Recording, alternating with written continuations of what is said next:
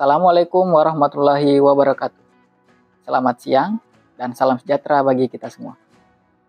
Perkenalkan, saya Dr. Kadarudin SHMH, salah satu staf pengajar di Fakultas Hukum Universitas Hasanuddin. Bidang kompetensi saya adalah hukum internasional. Saat ini, selain sebagai dosen, saya juga mendapatkan tugas tambahan sebagai Sekretaris Departemen Hukum Internasional Fakultas Hukum Universitas Hasanuddin. Mata kuliah yang saya ajarkan adalah hukum internasional, hukum perjanjian internasional, hukum diplomatik dan hubungan internasional, dan hukum pengungsi. Mata kuliah hukum pengungsi merupakan salah satu mata kuliah pilihan yang ada di Fakultas Hukum Universitas Hasanuddin. Mata kuliah ini sangat unik karena tidak semua fakultas hukum yang ada di Indonesia memberikan atau menawarkan mata kuliah hukum pengungsi bagi para mahasiswanya. Pada sesi ini saya akan menjelaskan bagaimana saya mengajar mata kuliah hukum pengungsi. Mata kuliah hukum pengungsi saya ajarkan dengan teknik DIA, yakni Delivery, Interaction, and Assessment.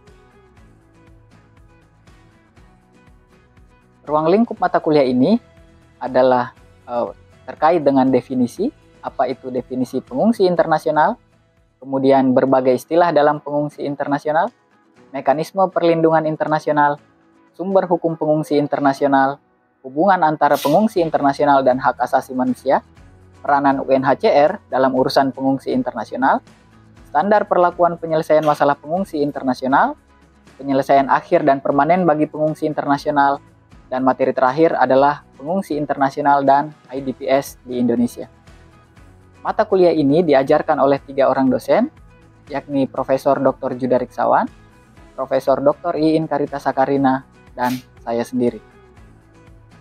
Berdasarkan ruang lingkup materi mata kuliah tersebut, maka capaian pembelajaran mata kuliah hukum pengungsi ini adalah setelah mengambil mata kuliah hukum pengungsi, mahasiswa mampu menguasai materi yang terkait dengan hukum pengungsi. Sebagaimana yang saya jelaskan di awal, bahwa teknik pembelajaran yang saya gunakan untuk mata kuliah hukum pengungsi itu adalah menggunakan teknik DIA, yakni Delivery, Interaction, and Assessment. Di delivery, saya menggunakan textbook.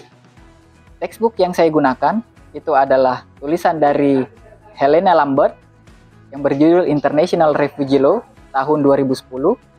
Kemudian B.S. Chimney, International Refugee Law Reader, itu di tahun 2000. Buku yang saya terbitkan bersama dengan Profesor Dr. Iin Karita Sakarina, yakni Pengantar Hukum Pengungsi Internasional yang terbit tahun 2016, dan Hukum Pengungsi Internasional, Perbedaan Istilah Antara Pencari Suaka, Pengungsi Internasional, dan Pengungsi Dalam Negeri yang terbit tahun 2017. 4 buku tersebut itu menjadi pustaka utama dalam mempelajari mata kuliah hukum pengungsi di Fakultas Hukum Universitas Hasanuddin. Selain menggunakan textbook, saya juga menggunakan metode innovative learning, di mana innovative learning itu diantaranya adalah problem-based learning, collaborative learning, dan small group discussion. Nah, ketiga metode ini sangat disukai oleh mahasiswa karena mahasiswa dapat mengemukakan pendapat-pendapatnya secara bebas terkait materi atau pokok bahasan yang sedang kami diskusikan. Yang berikutnya itu adalah interaction. Interaction adalah bagaimana saya berinteraksi dengan para mahasiswa. Teknik interaksi yang saya gunakan itu adalah berdiskusi di dalam kelas dan melemparkan pertanyaan-pertanyaan mendasar bagi mahasiswa untuk dijawab. Setelah melemparkan pertanyaan-pertanyaan mendasar kepada para mahasiswa, saya tidak langsung menjawab, tetapi jawaban-jawaban yang akan dikemukakan itu kemudian saya kembalikan lagi kepada para mahasiswa untuk menjawabnya. Apakah ada mahasiswa yang bisa menjawab pertanyaan-pertanyaan mendasar tersebut atau tidak? Nah, jika ada yang bisa menjawab, maka itu merupakan salah satu poin penilaian yang lebih bagi mahasiswa yang aktif di kelas. Namun, jika tidak ada jawaban yang sesuai dengan pertanyaan mendasar tersebut, maka saya akan menjawab sesuai dengan proporsi yang ada. Nah, selain diskusi di kelas dan melemparkan pertanyaan-pertanyaan dan jawaban kepada para mahasiswa, saya juga menggunakan interaksi dengan mahasiswa melalui media Sikola atau sistem pengelolaan pembelajaran yang ada di Fakultas Hukum Universitas Hasanuddin. Sikola ini merupakan LMS atau Learning Management System yang dikembangkan oleh Universitas Hasanuddin. Nah, di sekolah tersebut mahasiswa dapat memberikan pertanyaan di luar jam-jam kuliah. Nah, terakhir selain media sekolah, saya juga memberikan WA group kepada para mahasiswa sehingga selain interaksi di sekolah yang mungkin tidak semua mahasiswa memanfaatkan LMS tersebut, saya juga menggunakan WA group, di mana di WA group tersebut itu bebas mengemukakan topik pertanyaan seputar dengan mata kuliah hukum pengungsi. Pertanyaan dan interaksi tersebut ini berjalan dengan baik, maka biasanya apa-apa yang terjadi di dalam WA group tersebut itu kita lanjutkan di dalam ruang-ruang kelas. Sehingga capaian pembelajaran mata kuliah tidak hanya selesai di dalam kelas, tapi saya membuka ruang seluas-luasnya kepada para mahasiswa untuk memberikan pendapat, pandangan, tanggapan, pertanyaan di luar kelas. Dan metode yang terakhir itu adalah assessment, di mana saya memberikan penilaian kepada para mahasiswa. Bagaimana cara saya memberikan penilaian kepada para mahasiswa? Maka biasanya setiap pertemuan di dalam kelas, saya selalu memberikan nilai lebih atau menandai mahasiswa yang aktif, baik itu aktif bertanya maupun aktif menjawab dan aktif berdiskusi. Dari nilai-nilai tersebut itu saya gabung dengan penugasan terstruktur di rumah, kemudian saya rangkaikan dengan penilaian. Selain penilaian dalam penugasan terstruktur di rumah, saya juga memberikan penilaian bagi mahasiswa yang hadir pada perkuliahan. Karena ada beberapa mahasiswa yang kehadirannya juga tidak full di dalam kelas.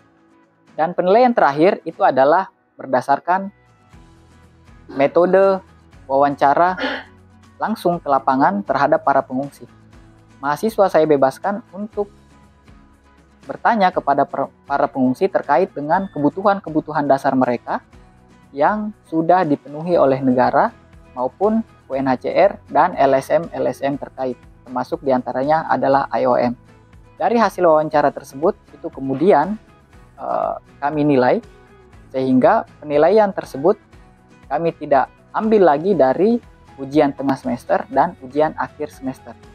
Sehingga penilaian secara keseluruhan itu ditampung mulai dari keaktifan di kelas, kehadiran di kelas, penugasan terstruktur, dan wawancara di pertemuan-pertemuan terakhir pada mata kuliah ini.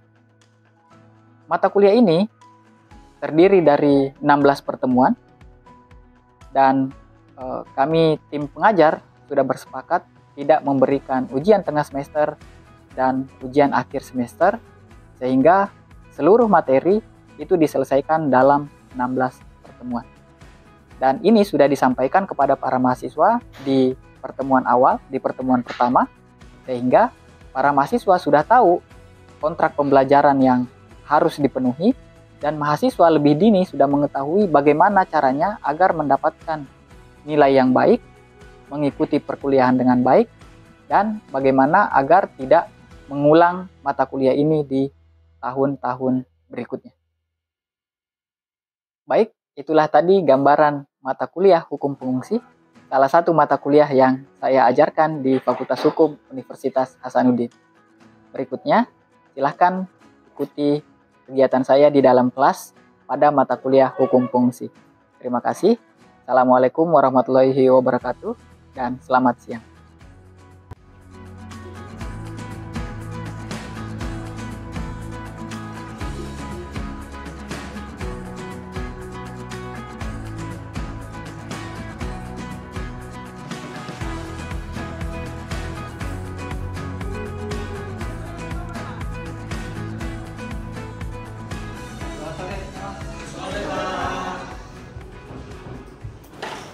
Baik, Assalamualaikum warahmatullahi wabarakatuh.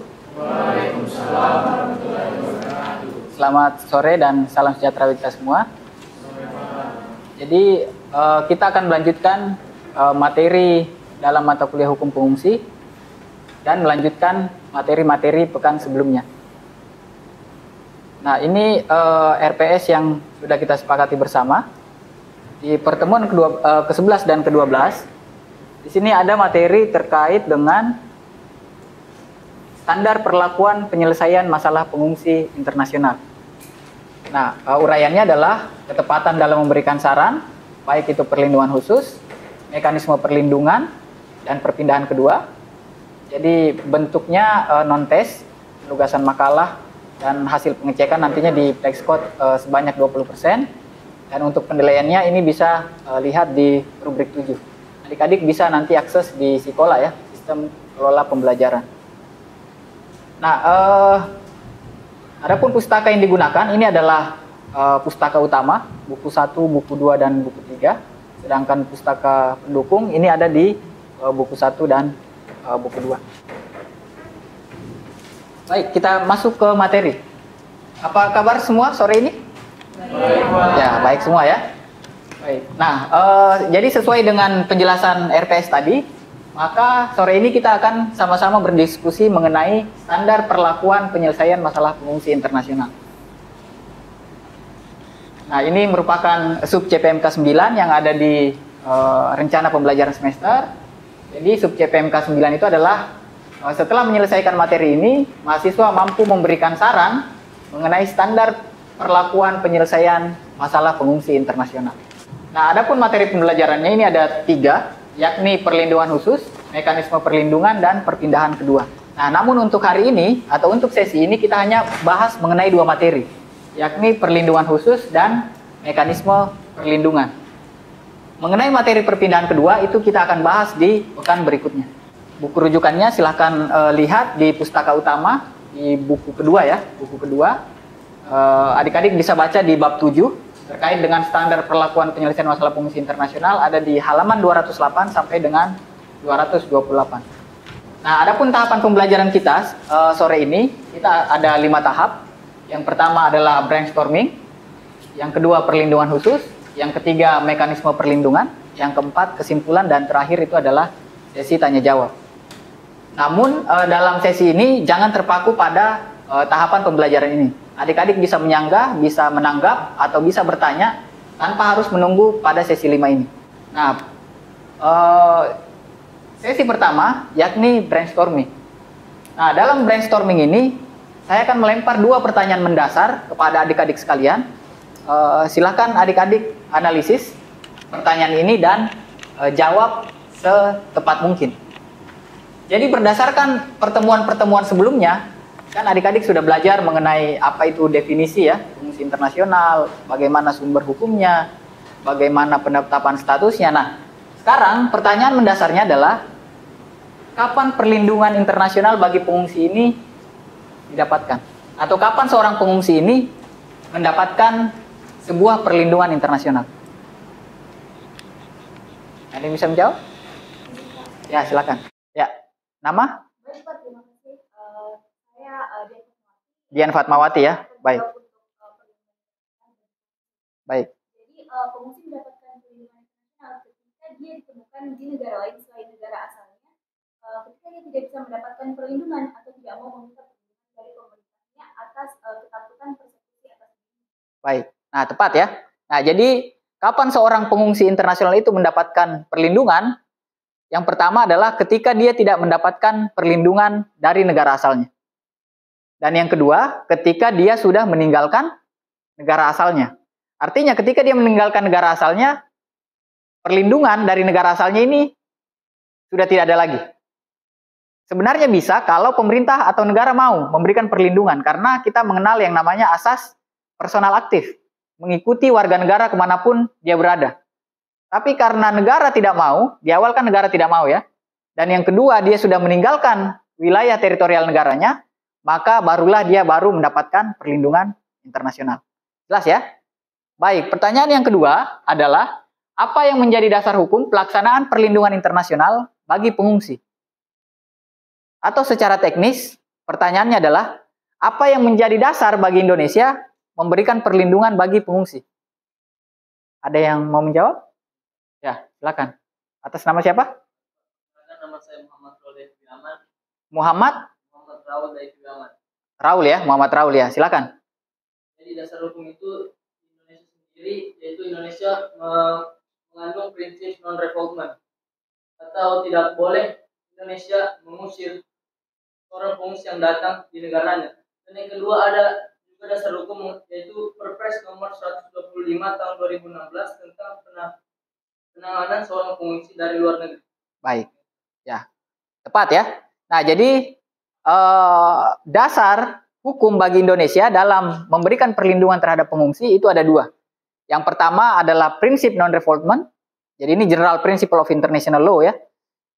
Non-refoulement atau larangan mengusir atau mengembalikan seseorang pencari suaka ke negara asalnya.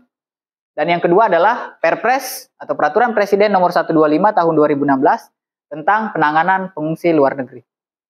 Sampai sini ada yang mau menanggapi? Sebelum saya lanjut, kita akan bahas mengenai perlindungan khusus. Nah, apa-apa saja yang dimaksud dengan perlindungan khusus atau perlindungan khusus apa saja yang diberikan kepada pengungsi? Ini adik-adik bisa lihat ya. Yang pertama, itu adalah memisahkan pengungsi dewasa dengan kelompok rentan. Kelompok rentan itu seperti wanita hamil, orang tua ya, pengungsi yang disabilitas, dan anak-anak. Itu semua adalah kelompok rentan dalam literatur hukum pengungsi. Sehingga orang dewasa ini harus dipisahkan keberadaannya dengan orang-orang tersebut atau kelompok-kelompok rentan tersebut. Yang kedua, meminimalisir keberadaan militer di sekitar kamp pengungsian. Kita tahu etnis Rohingya ya, dan hampir semua pengungsi atau seseorang yang mendapatkan status pengungsi ini punya trauma tersendiri terhadap militer di negaranya. 60% pengungsi Afghanistan yang ada di Indonesia itu kan akibat perseteruan antara Taliban dengan pemerintah resmi. Dan yang ketiga ini adalah pemenuhan hak-hak khusus bagi pengungsi disabilitas. Nah, apa-apa kira-kira hak-hak khususnya bagi pengungsi yang disabilitas? Kira-kira ada yang bisa menjawab? Minimal 3 hak yang harus didapatkan. Ya, Muhammad Raul. Salah satunya itu hak untuk kesehatan. Baik, hak untuk kesehatan ya. Ada lagi? Yang kedua adalah hak penyatuan dengan keluarganya. Jadi orang kelompok disabilitas ini kan rentan ya. Rentan terhadap bullying, rentan terhadap kekerasan oleh sesama pengungsi dan lain sebagainya. Oleh karena itu, sebagai orang yang disabilitas, dia membutuhkan orang yang normal ya untuk menjaga keberadaannya. Nah, tentu orang yang paling dekat keberadaannya dengan si disabilitas tadi ini adalah keluarganya. Jadi dia memiliki hak penyatuan. Jadi hak untuk disatukan bersama dengan keluarganya. Silahkan jawab satu hak lagi. Tadi hak kesehatan, hak penyatuan. Nah, hak yang terakhir itu adalah hak untuk memperoleh kehidupan yang layak. Nah, kenapa demikian? Ya karena yang namanya disabilitas ini kan sangat rentan terhadap kehidupan yang tidak layak ya.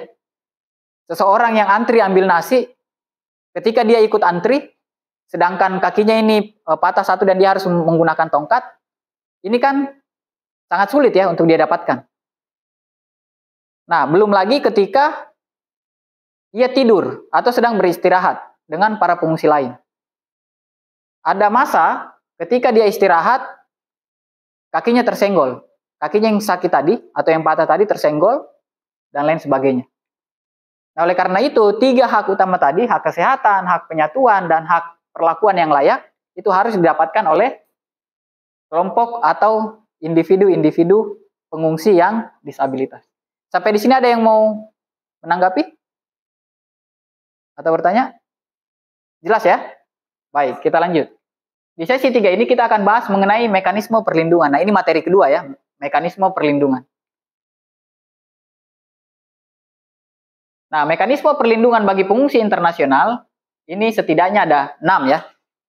Nah, yang pertama memastikan bahwa program kegiatan perlindungan ini dilaksanakan secara sistematis dan bertanggung jawab. Itu yang pertama. Jadi bagaimana program-program yang sudah didesain sedemikian rupa, baik oleh UNHCR, baik oleh IOM, baik oleh PMI, atau baik oleh LSM-LSM yang berkaitan atau menangani langsung pengungsi seperti SWAKA ya. SWAKA itu adalah salah satu NGO yang langsung menangani pengungsi. Nah, ini memastikan bahwa program kegiatan perlindungan ini dilaksanakan secara sistematis. Oleh karena itu, setiap LSM yang mau terlibat dalam menangani pengungsi, ini harus berkoordinasi dulu dengan UNHCR. Apakah program ini tepat untuk para pengungsi atau tidak? Apakah program ini layak diterapkan kepada para pengungsi atau tidak? Atau apakah program ini dapat berjalan dengan baik kalau objeknya adalah seorang pengungsi atau kelompok pengungsi? Nah, ini yang pertama, mekanisme perlindungan bagi pengungsi internasional. Mekanisme yang kedua, yakni pengarus utamaan gender dan umur. Jadi harus dipisahkan antara gender dengan umur. Jadi yang lanjut usia dengan yang usia produktif tentu harus dibedakan.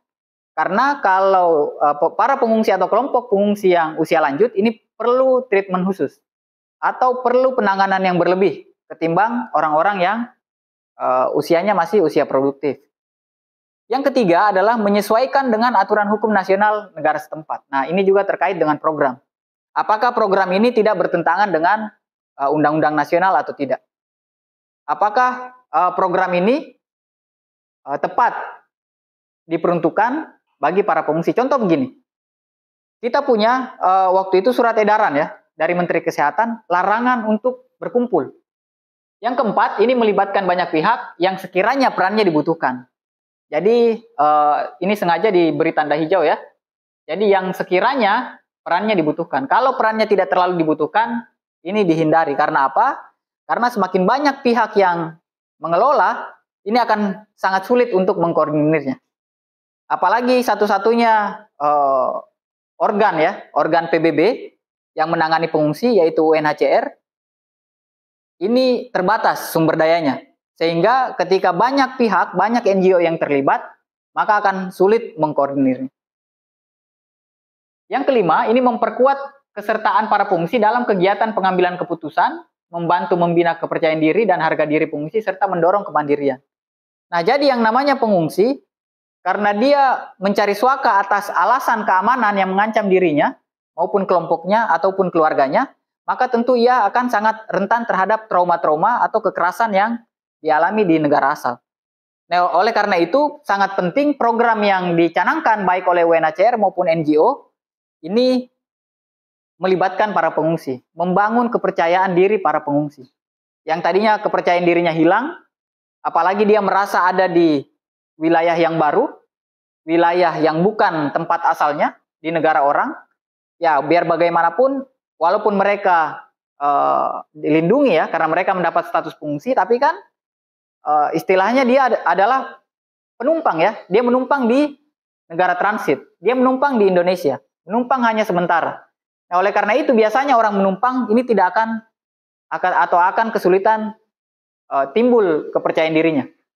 Yang namanya dia walaupun mendapatkan perlindungan internasional melalui status pengungsinya, tapi dia juga tidak punya kepercayaan diri karena dia ada di negara transit.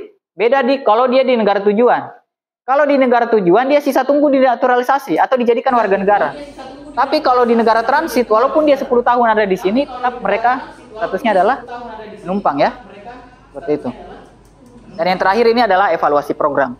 Nah, tentu agar memastikan perlindungan yang pertama atau mekanisme perlindungan yang pertama ini berjalan baik, harus ada mekanisme yang terakhir atau mekanisme yang keenam ya, yakni evaluasi program. Apakah program ini bermanfaat atau memberikan efek yang besar bagi para pengungsi?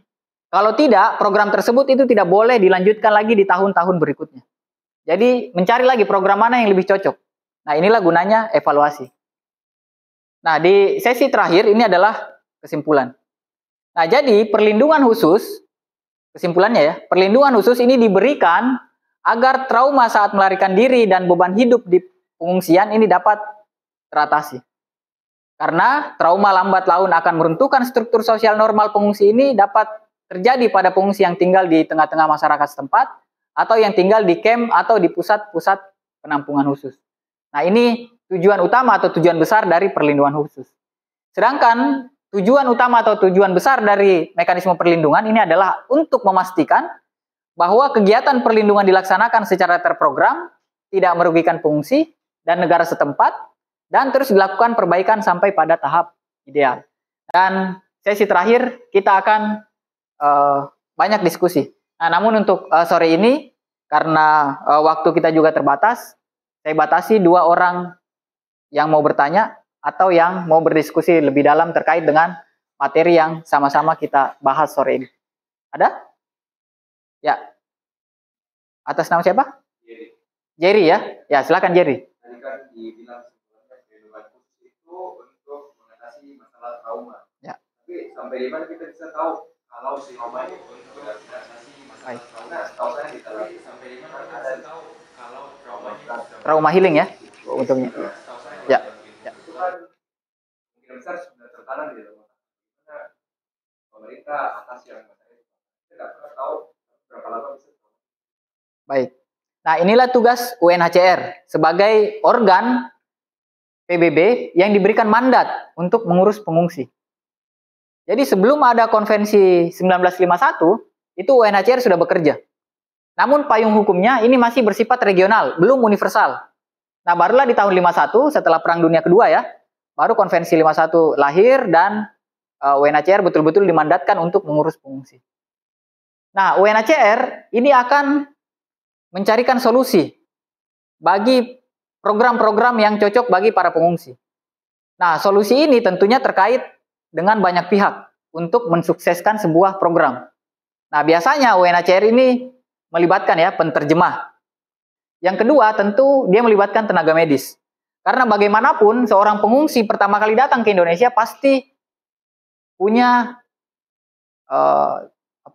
punya kendala ya atau keterbatasan medis. Atau jiwanya atau jasmaninya ini terganggu. Oleh karena itu, biasa UNHCR yang paling pertama dia cari, selain penterjemah, ini adalah tenaga medis. Tenaga medis yang cocok. Nah, terkait dengan trauma tadi, maka melibatkan psikiater ya. Psikiater, psikolog, dan lain sebagainya. Untuk memberikan program-program trauma healing, dan mereka yang membuat evaluasi. Apakah program yang dilakukan atau yang sudah dilakukan ini, atau yang sedang berjalan ini memberikan dampak signifikan untuk menghilangkan trauma atau tidak. Baik, saya absen dulu sebelum kita tutup. Iltizam Amin, Tenri Odang, tidak ada ya. Andi Muhammad Fadlan, tidak ada juga. Lihat tugas, jadi silakan adik-adik buat paper terkait dengan perlindungan khusus yang diberikan oleh UNHCR Kutipan, kemudian paper minimal 2.000 kata dan maksimal 3.000 kata. Setelah paper selesai, ini diupload tugasnya di Sekolah atau di sistem kelola pembelajaran. Terkait dengan tugas, ada yang mau ditanyakan? Jelas ya? Ya, baik. Terima kasih atensinya untuk hari ini. Sehat selalu untuk kita semua. Sampai ketemu pekan depan. Selamat sore. Assalamualaikum warahmatullahi wabarakatuh. Waalaikumsalam warahmatullahi wabarakatuh.